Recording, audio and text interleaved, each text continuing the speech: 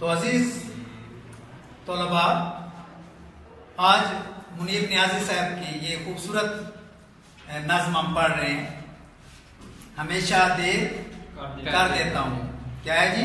हमेशा देर कर देता हूँ। तो वो कहते हैं कि हमेशा देर कर देता हूँ मैं हर काम करने में।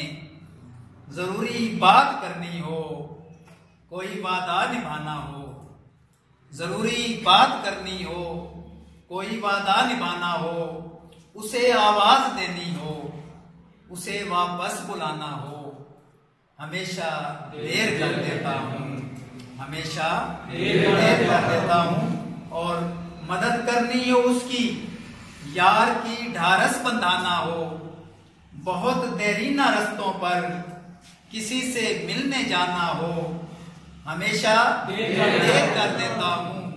और बदलते मौसमों की सैर में दिल को लगाना हो, बदलते मौसमों की सैर में दिल को लगाना हो, किसी को याद रखना हो, किसी को भूल जाना हो।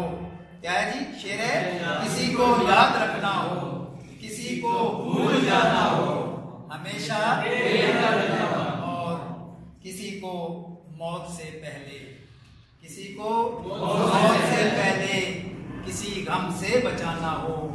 हकीकत और थी कुछ उसको जाकर ये बताना हो, हमेशा देर कर देता हूँ, हमेशा देर